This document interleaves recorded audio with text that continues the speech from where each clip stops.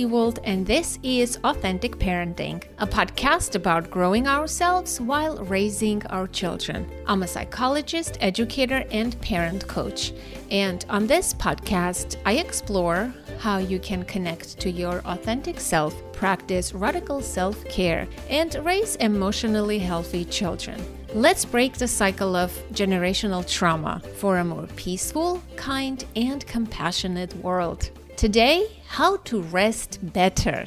I am speaking with Dr. Sandra Dalton-Smith, who is a board-certified internal medicine physician, speaker, and award-winning author. She's an international well-being thought leader featured in numerous media outlets, including Prevention, MSNBC, Women's Day, Fast Company, Psychology Today, Inc., CNN Health, and many others. She is the author of numerous books, including her bestseller, Sacred Rest, Recover Your Life, Renew Your Energy, Restore Your Sanity. She identifies 7 types of rest. When I discovered her work, I became fascinated with her framework, which I found really helpful, and I really wanted to introduce her to my listeners. If you're curious in what category of rest you need more improvement,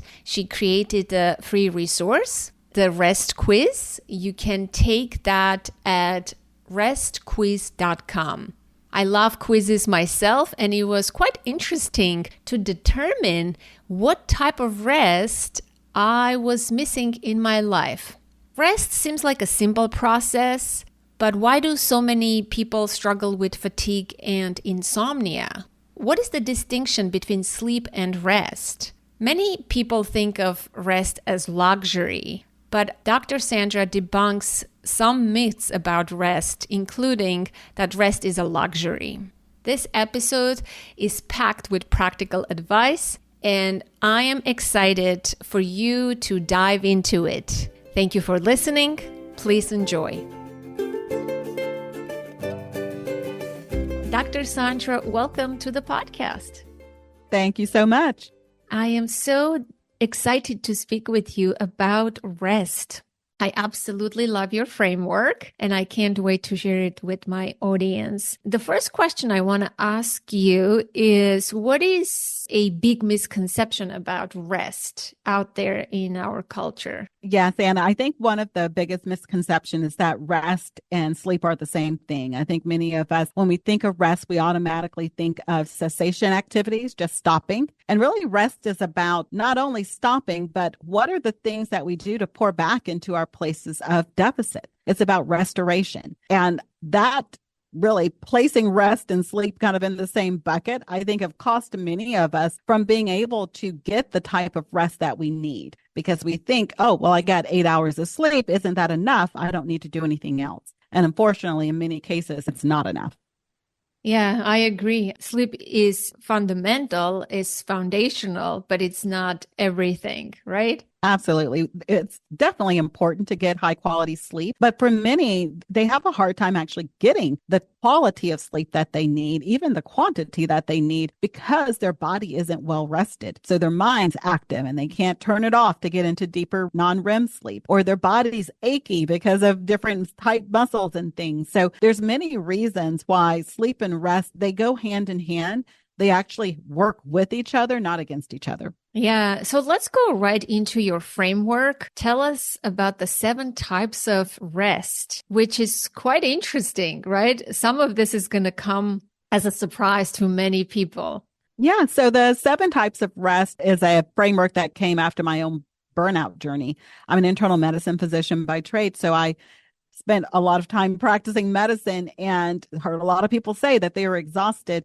And then one day I was the person who was exhausted. I didn't have anything medically wrong with me. I was getting adequate sleep and I was still tired. And so from that came this framework. And the 7 types of rest include physical, mental, spiritual, emotional, social, sensory, and creative. And within each of those, and sleep is a part of that, sleep falls into the physical rest component, but even under physical rest, it has 2 different parts to it. You have the passive, which is sleeping and napping. And then you have the active components, which include everything from yoga to stretching to using a foam roller to the body ergonomics of your workstation. So many massage therapy, so many different aspects of it. And what I'm finding is for a lot of people, when they hear about these 7 types, it then helps them to understand that saying, I'm so tired is really insufficient, because it doesn't give enough clarity on what needs to be restored. Where is the rest needed? And so a better question I'm finding is asking yourself, what kind of tired am I? Yeah, I love that. And maybe I can share the results of the test that you have on your website that I took for our conversation. Could you tell our listener, meanwhile, where to take the test? It's free. And as I heard you say, lots of people have taken this test, right? Yes, the test is called the REST quiz, and it's simply at restquiz.com. It's a free rest deficit assessment. It evaluates you on all 7 types of rest to see which areas you have a greater rest deficit in. To date, over 250,000 people have taken the assessment to identify their personal rest deficit. Okay, so I am sure there are commonalities and patterns. Without sharing my results with you, I'm going to ask you, could you guess in what area I might be needing more rest based on the research or your data? Without knowing more about you, that would be pretty impossible. But for the most part, the way I evaluate people's personal rest deficit, if I'm not using the quiz, is by looking at their lifestyle. Where are they using energy throughout their day? So where are they expending the most energy? Are they expending it physically? Is their job very physical? Are they someone who's doing a lot of mental processing? They're calculating things. They're having to evaluate and mentally process things. Are they doing a lot of spiritual work? Is a lot of their work based around empathy and compassion? Are they doing a lot of emotional work where they are having to deal with the emotions of other people and or manage their own emotions, like in customer service, where you can't say something back to a rude customer. You have to keep your emotions in check. Are their energy being used in social settings where they are the giver and they're having to pour out socially? Are they using a lot of sensory energy in that they are using a lot of gadgets and lights and sounds and all those things? Or are they using a lot of creative energy? Do they have to be innovative? Are they having to think outside of the box? Are they doing a lot of problem solving? So depending on where someone is expending more energy, if they don't have a restorative process or strategy in place, that's an area that's going to become a deficit. And that's when their numbers on the REST quiz will go up. You're describing every parent that I know, the emotional exhaustion, right? You're managing your own emotions while you're addressing your children's, the physical labor of parenting, the mental load of motherhood and parenting. It's so interesting how being a parent can deplete you and make you deficient in all of those areas of 7 types of rest. Yeah. So my score, and my highest number, the area where I needed more rest, is mental rest. My score was 21. My physical rest was 16. Emotional rest was 18. Spiritual, 11. Social rest, 13. Sensory rest, 17. And creative rest, 12. Yeah. So that mental is one that has been consistently high across the board. The quiz has been out for many years now. And mental rest has historically been the one that has been highest for most people. Most of us are overthinkers. We process information consistently throughout our day, and it's hard for us to turn our brain off. So someone with a mental rest deficit may find they're exhausted. They lay down to go to sleep at night and they can't get their mind to turn off. They're thinking all the thoughts as they are laying down in the bed. They may also find that they have a hard time concentrating or even memorizing things. If you're someone who's ever went to the grocery store and maybe you had 2 or 3 things you were trying to remember, so you didn't put a list together, but then you get there and you're like, what was that 3rd thing? You can't think up 3 things and you're too young to have dementia, really. So it's kind of distressing. Like, why can't I remember 3 things? Or your brain won't allow you to focus. You can't seem to stay on task for a long period of time because your mind tends to want to wander. Some of the ways you can get mental rest include mindfulness type activities, things that actually help you to focus more intently. That can include everything from time blocking, where instead of, let's say, a lot of people benefit from time blocking their emails. So rather than going in and out of your inbox throughout the day, being able to time block it so that you are only in your inbox 2 to 3 times and you're not having to kind of distract yourself throughout the day doing that. Or even doing something like a brain dump at the end of the day, where you have a notepad where you jot down those thoughts that are running around in your head so that you can then release them and then get into deeper levels of sleep. Yeah, I also heard you speak about multitasking or having too many tabs open on the computer. Can you say a few words about that? I am one of those rare people who only opens one window on the computer. If I have too many, I cannot do any work. I open one window, do the work, end the work, open a new window. But I know many people have gazillion tabs open. Oh, yeah. The average is usually between 6 to 7 for most people, tabs open at any given time on their computer. People who are very techie may have significantly more than that. But that's a part of the reason why mental rest is staying so high for many of us, because we have trained our brain to actually jump from information to information. Plus, we've also in that process trained our brain not to hold on to information, because if I'm looking at one tab, and I want to look at some information on another tab, I don't have to memorize everything on the first tab because I know another one's open. So in that situation where you're trying to remember those 3 items you're wanting to get at the grocery store, your brain it's not trained to do that anymore. It's basically waiting on you to open up the tab where that information's housed so it can just find it quickly and move on. We have to get back into the habit actually having moments of deep focus concentration, because it helps us to be able to pull information quicker and to be able to block off information when we want to focus on something that needs our full attention. Yeah, so true. Also, our children are, right now they're doing their schoolwork on their computer. There are no textbooks. I don't know how is it in your state, but my daughter is in 10th grade and every work she has, it's on the computer. And so obviously they also are dealing with similar issues as we are. Absolutely. I think it's a part of the problem that we're seeing with kids, a lot of children actually experiencing burnout type symptoms and even depression and anxiety related to those burnout type symptoms, because our culture doesn't really look at rest and restoration in a healthy way. Oftentimes we look at rest as this bonus thing you do when all the work is done. We don't actually see it as a process that actually helps us be more productive and to perform at a higher capacity. And as parents, I feel like that's part of really our role with our children, is to help them actually have a better understanding, not only a work ethic, but also a rest ethic, so that they understand that both are needed to actually have a healthy, satisfying, fulfilling life.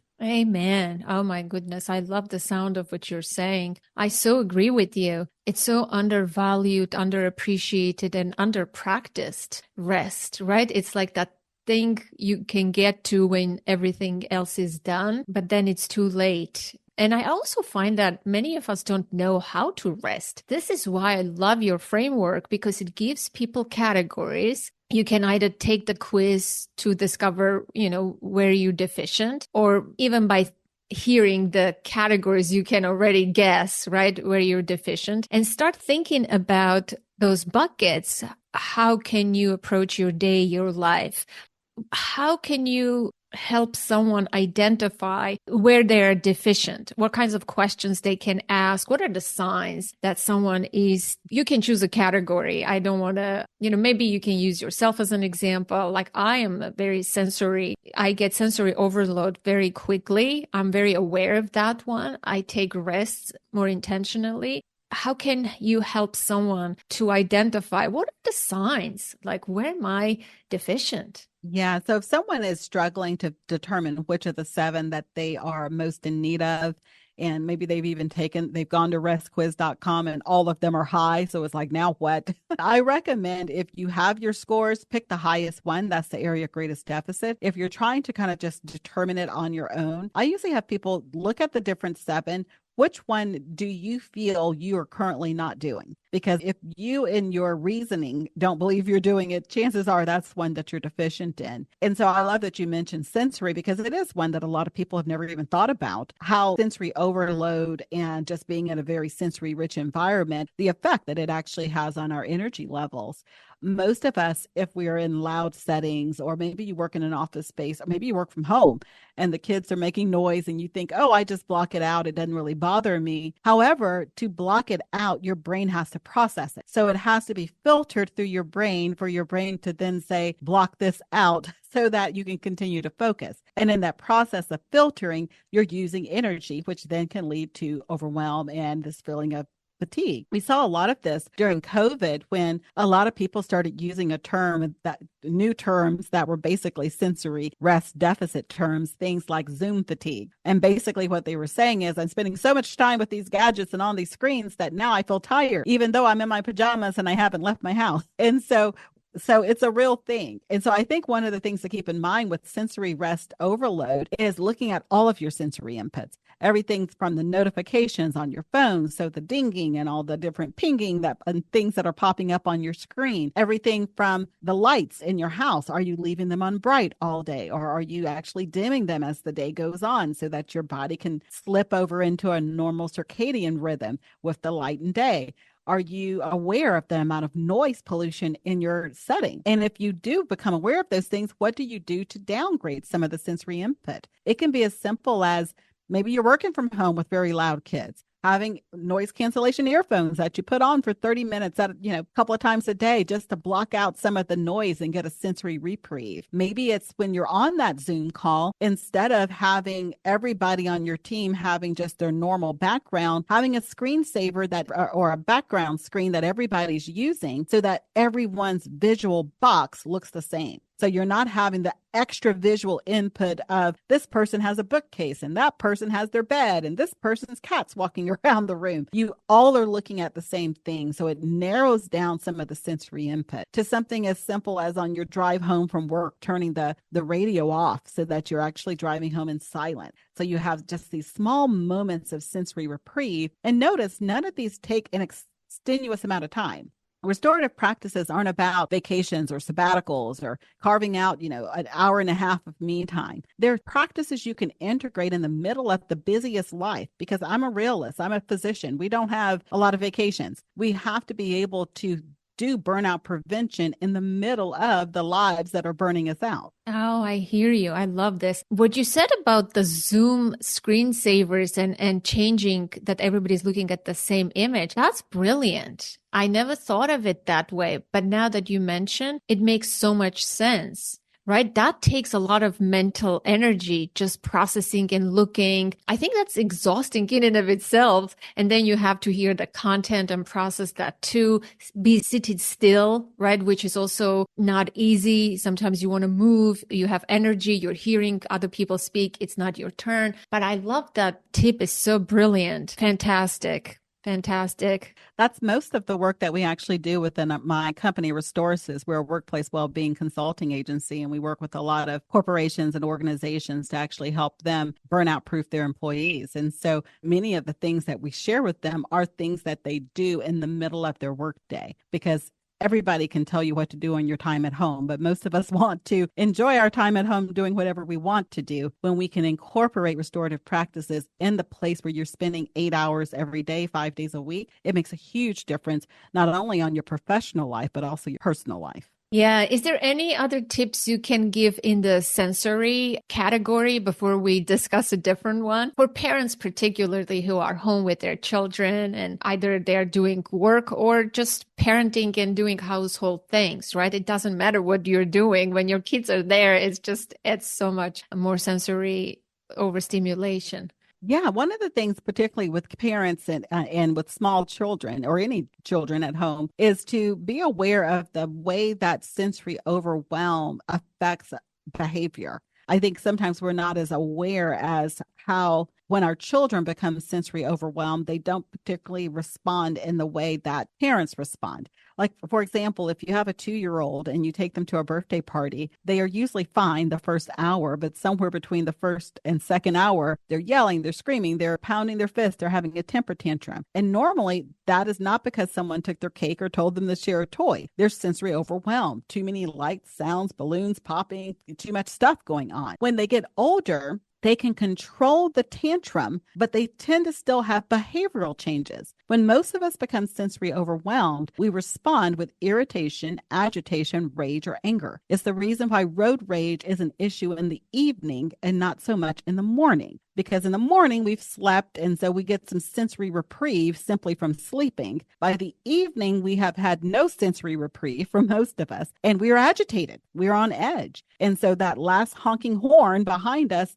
throws us into a rage. And so we have to be aware that, sensory overwhelm has a psychological component to it as well. Though as a parent, if you're noticing your child tends to have a behavioral decline towards the end of the day, discipline in the standard form may not work as effective as a moment of sensory reprieve, giving them literally time in silence. It's something that they did when I was growing up. You're in daycare or whatever, and the teacher would say, you don't have to sleep, just lay your head on your desk and quiet for 20 minutes. There's a lot of benefit in that, even now as we have our kids at home and we're homeschooling and all of these other things. Yeah, fantastic. I love that. And in the evening is where all the parents are also tired, right? It's at the end of the day and the witching hour, they call it. And yeah, I love that. What's your favorite category out of all of the 7 categories? I would probably say my favorite is creative rest, simply because it's something that I had never really thought too much about. And the more I started to investigate it and research it and take a look at it, it's something that a lot of people have a deficit. And because many of us don't see ourselves as creatives, we're not an artist or a musician or, so one of those things, or a dancer, or one of these things that we think of as a creative, we think, well, this probably isn't something that's really important to me. But we have to look at creativity more holistically. Creativity includes problem solving. So if you're someone who's solving problems, if you're someone in marketing, let's say, where you're having to come up with content and you're having to think outside of the box and have new and innovative ideas. If you're someone in healthcare and you're having to make diagnosis, which is a creative process, you're taking signs and symptoms and you're putting them together to come up with a conclusion. So there's so many ways that we use creativity within our day-to-day lives and don't have a way of really replacing that energy, creative energy that we're expending. So that was the one that really came by shock to me. And I find this one that sneaks up on a lot of people. Yeah, you're right. Many people think creativity equals art, dance, music, but even just thinking about dinner every day or 3 times a day, what to feed your children or how to entertain them, that also takes creative energy, right? Absolutely. And oftentimes when I look at my calendar, it takes creative energy to figure out how am I going to fit in the soccer game and be over here at this meeting and do this and do that. There's a lot of creativity that's being used in all of our lives. Yeah. And when we're stressed, when we have increased stress in our days, in our bodies, the creativity level goes down, right? We tend to think more concretely. We're not as creative, as resourceful, as open, expanded. That's a sign that we're getting tight and narrow. I love that. Yeah. Yeah, that's a perfect definition of creative rest deficit. That's exactly what it is. You basically feel, writers say they have writer's block, or, musicians lose their muse. There's so many different ways people define that. But when you're not a writer or a musician, it's exactly as you just described it. You feel as if you can't come up with new ideas or innovative ideas. Yeah. So what can we do? What restorative things we can do in the creative category? Yeah. What are some of your favorite ways to restore? With creative rest, it really boils down to what inspires you. So it's very individualized. It's different for each person. It's evaluating where do you see beauty in the world and what beauty inspires you. So for some, it's natural beauty. It can be things like the ocean, the mountains, the trees, flowers. For others, it can be man-made beauty like art or music or dance. And what we have to realize is not the creation of those things. The creation of those things is actual creative work. So that's going to drain energy. It's the appreciation of what's already been created. So it's just appreciating beauty for beauty's sake and allowing it to awaken our own childlike awe and wonder, allowing it to really just birth creativity inside of us. I love that. I love that. I love nature for this reason. That's my creative, restorative thing. I immediately go into nature. Can we talk about the emotional rest? Yeah, so emotional rest looks at how freely you feel to be authentic and to share your emotions in a way that gives you the freedom of release. And so oftentimes we carry a bit of emotional labor in our lives. We depend whether it's professional emotional labor or if it's situational. The easiest example I can give of that is someone who's, let's say, a flight attendant and they're on the plane and somebody's being mean and they just keep smiling and I'm, happy to serve you. And they're not happy that someone's yelling at them or, being rude to them. But the professionalism of the job demands that they keep themselves in check. This is the area where I actually had the greatest struggle. It was the reason for my own personal burnout. It was emotional labor related to being in healthcare. As an internal medicine physician, I work within ICU as well as in a clinical practice. And so oftentimes the people who were in that ICU bed at an end of life situation, they weren't just a chart to me. They were people I know. I knew their family. I knew their details. And so I would have feelings about them being at end of life. I would be sad, but I wouldn't cry. And I realized that that wasn't appropriate in that setting, but I still needed to deal with those emotions. And so with emotional labor, we have to then find where are the safe places where we can release those emotions. It can be with a trusted friend. It can be with the spouse. It can be with a counselor or a therapist. It can even be in a journal. Some of us actually experience emotional release through interaction with things that are not people. For myself, part of my emotional release is writing. It's the reason why I have books out, because I actually release my emotions by telling my truth on the page. And so for some, that might be how they do it. Maybe their emotional release is they paint. And so through painting, they're actually to express themselves authentically without the fear of judgment. And that's where the emotional release comes from. If you're painting a picture because you want it to look good, that's probably not an emotional release. If you're painting I love those sessions where you go and they have you just throw paint at the wall. And in the throwing of it, you get to release some anger and frustration and all of that. That's more of an emotional release. You're creating out of your emotion and you're not judging what comes out. You're allowing it to simply be. Yeah, love that. Or dance could be like that too. You can put music at home and dance when no one is watching and just move, that this embodied expression of emotion, right? That could be very powerful too. Absolutely. Okay, I love that. Is there anything else you want to say about the emotional rest category? How we can get more of it? Yeah, one thing I would add is this. I think too often we get fearful of trauma dumping with people. We fear that if we don't share with the right people or if we share something too deep with someone, that it's going to feel like trauma dumping. And I know for myself, that was a big reason why this was an issue. I didn't want to trauma dump on my spouse. So I would come home and hold all the emotions in. But the difference between trauma dumping and emotional rest is trauma dumping tries to bring the person into the experience with you. So it's a lot of detail. You're sharing what things look like and what people said word for word and all. It's almost like painting them a picture so that they can step into the moment with you. None of us want someone that we care about to step into a bad situation that we experience. What we want to do is actually the opposite of that, which is harder. Is not share what the experience was, all the details, but share how the experience affected us personally. What was my emotional response to the situation? Did it make me sad? Did it make me feel insecure? Did it make me feel anxious? Did it make me feel resentful?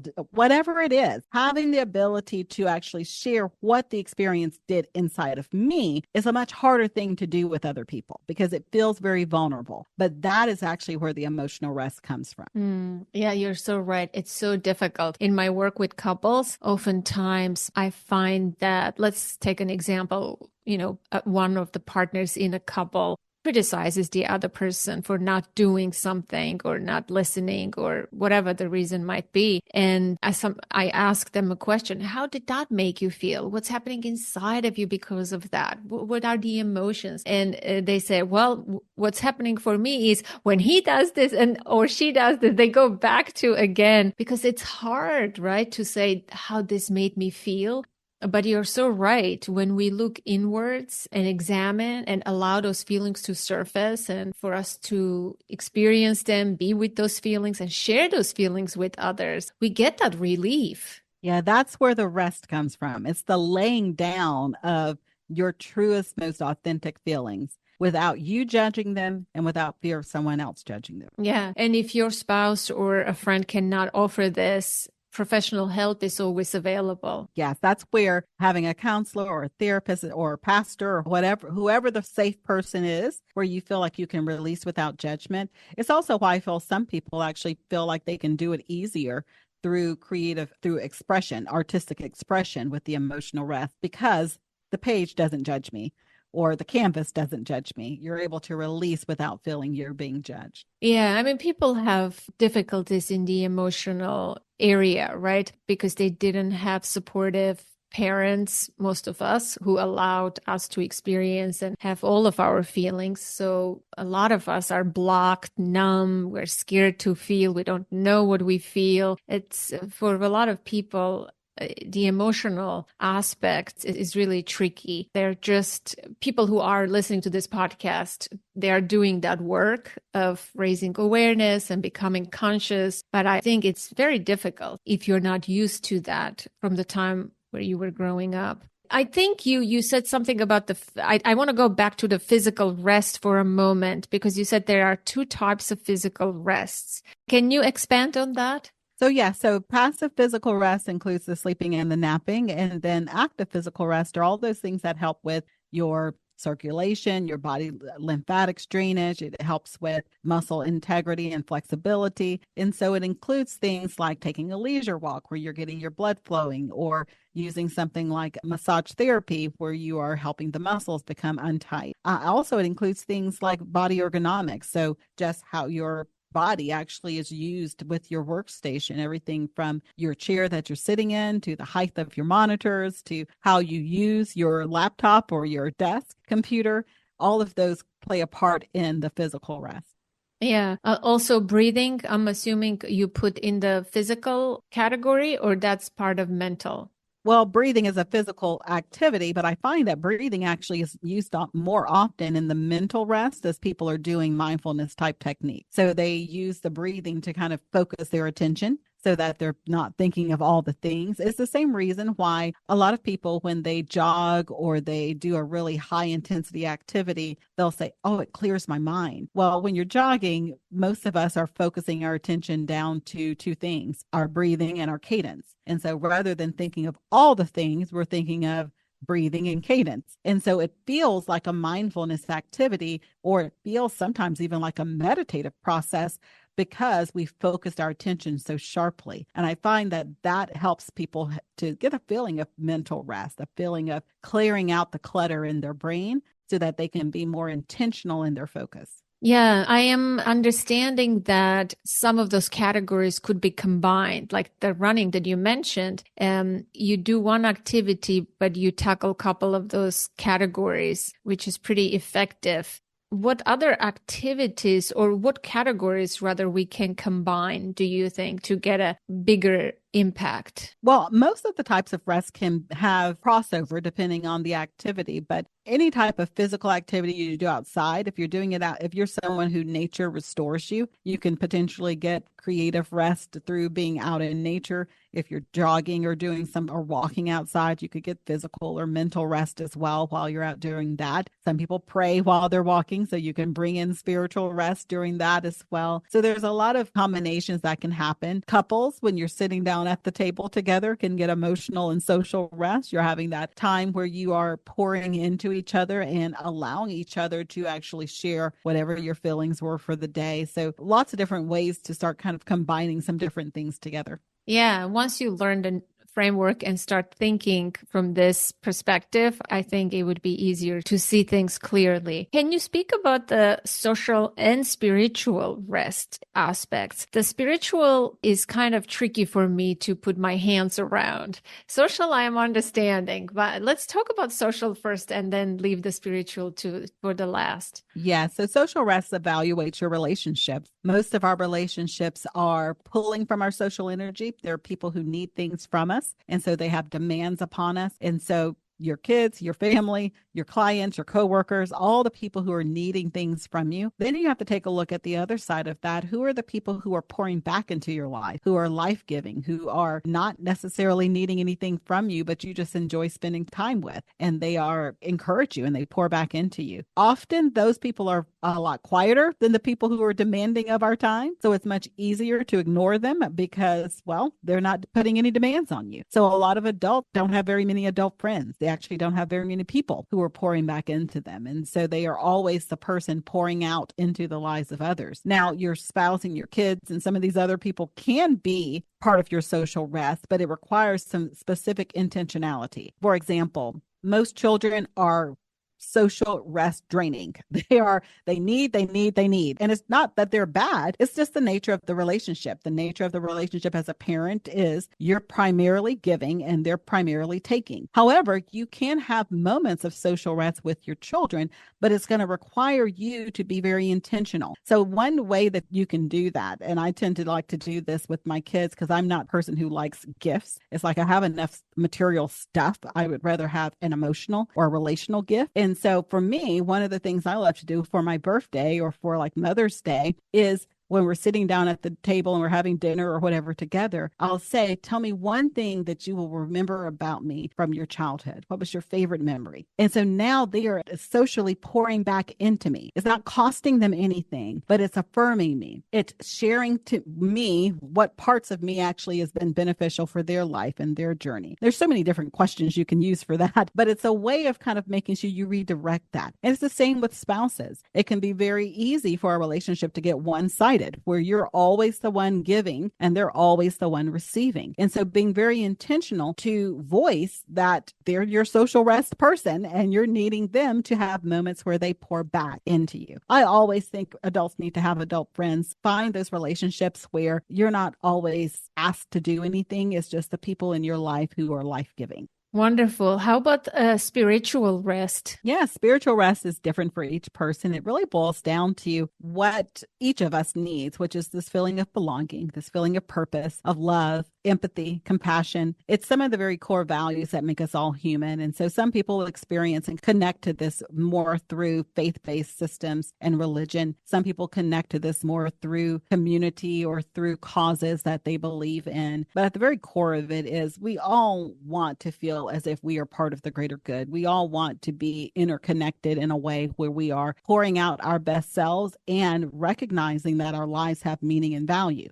not only just for our small group of self, but also for humanity as a whole, that we are doing whatever we've been placed on this earth to do, and we are pouring back into the greater good. Is there hierarchy to the 7 rests? One may, somebody might be listening and saying, oh, spiritual rest. Come on, Dr. Sandra. I don't have time for that. I'm not getting enough sleep. I have, little children and things like that. I'm wondering. If someone doesn't have time for love and belonging, that's probably going to leave them feeling very lonely and disconnected, shut in, not feeling as if they are part of anything. I actually feel like that's what happened with COVID-19.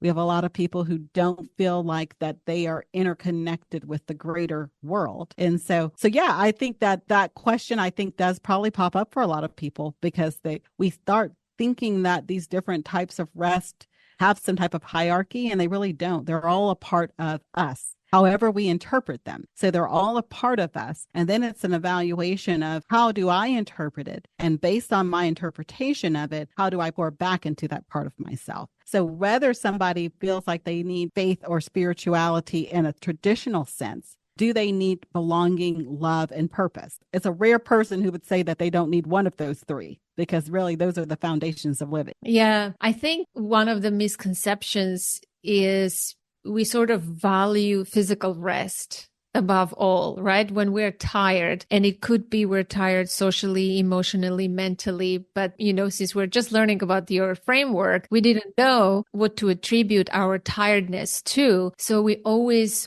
go into the physical area to fix it. But I really want, to spread this news that there are other types of rest, and we need to prioritize them all and practice them inquire with yourself, what are the areas that I need more rest in? When I first took your quiz, I thought to myself, I think I'm going to do good. I think I'm pretty good at self-care. I have a pretty balanced life. I take care of my physical body. My sleep is decent. But when I got the numbers, I'm like, I didn't know there are areas I do need to work on and improve. So that was an eye-opener for me. And I think it's really, I love the challenge of figuring out what individual things may work for me. Now that I have the framework, I can sit down and say, what are some creative ways, right? I can rest. I can bring in rest into my life. What are some, I can question and put some activities. Now that you know this framework, obviously, how do you practice it in your day-to-day life? When you are a little off, what do you do? I would love to hear from your personal experience. Yeah, so I 100% agree with you. Each person really has to evaluate for themselves what do they need to do or what types of restorative activities work for them. That's actually why in my book, Sacred Rest, we focused on giving lots of different ways that people can begin to get rest in each of the 7 areas, because it's very different. What works for one person may not work at all for the next person. And so it does require some exploring to see, well, do I feel more creatively restored in nature, or do I feel more creatively restored at an art museum? Which one actually works for me? So for myself, what I find is creatively, I tend to have to get out. I restore more around bodies of water. So I seek out those types of opportunities. When I'm asked to speak and they tell me it's in Florida at the beach, I'm a yes, no matter what they say, because I'm going to get restored in the process. I know it's a win-win for me. If it's social rest, for the most part, I find that I tend to get quite a bit of social and emotional rest within my personal relationships. I have friends who are life-giving and who are open to hearing me share about emotional things without judgment. And so I'm able to get those usually together in that setting. Spiritual rest, I'm a person who believes in a faith system. And so I get that through my church and body of believers and the things that I believe there. With mental rest, I oftentimes get mental rest by forms of meditation. And so sometimes that is kind of quiet meditation where I'm just kind of working the specific word or phrase, or there's a term I use called a word chair, where you pick a word and you're kind of seating your thoughts in that word. And so, for example, if my word is peace, then every time my mind tries to wander, I think that word just to kind of focus it back down to a single thought. I would probably say sensory rest. I focus around with sensory rest, really managing my use of devices. So I don't like having a lot of notifications on my phones or my computers. I try to limit that. I also try to time block, which, as I mentioned, emails can really get overwhelming with going in and out of inboxes. So time blocking helps me with that so that I only go in certain periods of time throughout the day. And then with physical rest, sleep for myself, I have a set time that I go to bed every night and wake up every morning. So routine tends to help with sleep cycling so that your body gets used to a certain number of hours and cycle of sleeping. And then with the active component of physical rest, I tend to get massages a couple of times a year because my body gets tight from sitting at my desk, especially if I'm in a writing season. And so I'm mindful of that. If I know I'm going to be sitting and writing for a block of time, then I'll schedule a massage, after a couple of weeks, just to make sure that those areas stay loose. And then I love doing things like stretching exercises in the middle of my day. So if I'm sitting at my computer typing or doing something, or even like right now we're talking, when we finish up, I'll do some neck rolls and shrugs and kind of unloosen things a little bit, rather than what I used to do in the past is just ignore it and think, what am I going to do? I got to stay at this desk all day. I'll do something proactive in the moment. Yeah, I'm going to go for a walk after this because I've been working as well at my desk before this interview, and I have to work in 2 hours again. So I'm going to use that time to get spiritual rest,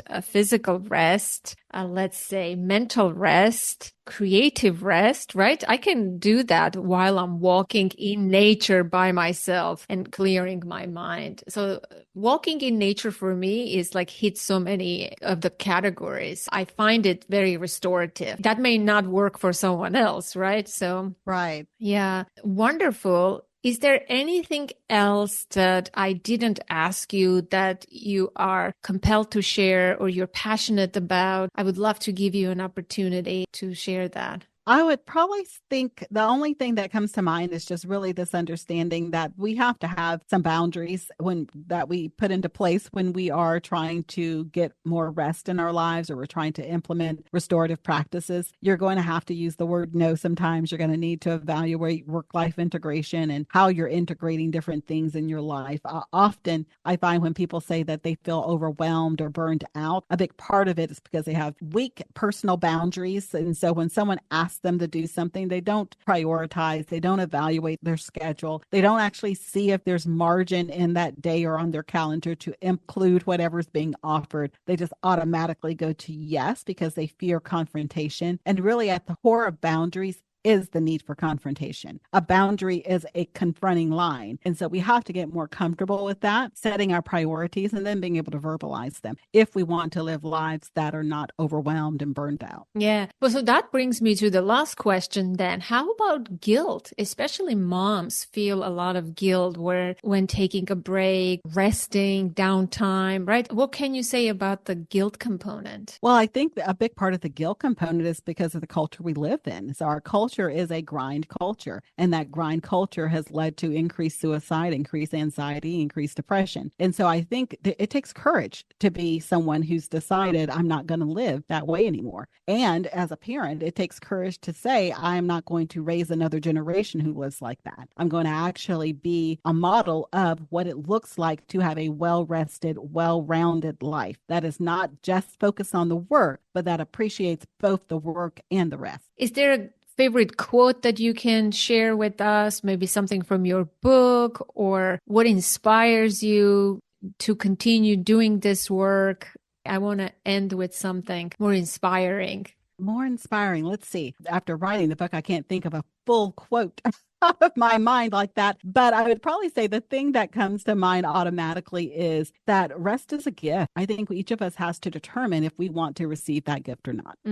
Thank you so much. I really enjoyed connecting with you. I love speaking with you, and I love your message and the framework. I can't thank you enough for creating it and doing this work. It's really much needed. Thank you so much. Thank you so much for having me. That concludes today's conversation, my dear listener, and I hope you enjoyed it and found it useful. Be sure to take the quiz at restquiz.com to determine in what category you need to make some improvement. Mine is the cognitive rest area, and I promise I will be working on that. I would love to hear from you. I always appreciate your feedback, comments, and questions. You can send me a note to the email info@authenticparenting.com. You can call the number 732-763-2576 and leave a voicemail. And yes, I do prefer audio. For international listeners, there is a free tool on the contact page of my website called SpeakPipe. Go to authenticparenting.com/contact and send me a message. Support the podcast. Show your love. There are several ways you can do that. The easiest way is to rate the podcast on whatever platform that you're listening to, or better yet, write a review, specifically on Apple Podcasts. The second way of supporting the podcast would be to become a patron on patreon.com. The third and most desirable way, of course, is to make a donation in any amount that you desire. You can make a one-time or a monthly donation at authenticparenting.com/support. Your contribution makes a big difference. Be sure to follow the podcast wherever you listen to the show. And if you want to connect with your fellow listeners from around the world, join the Authentic Parenting community on Facebook. Until next week, connect to the present moment, to yourself and your children. I am Anna Seewald. Thank you so much for listening.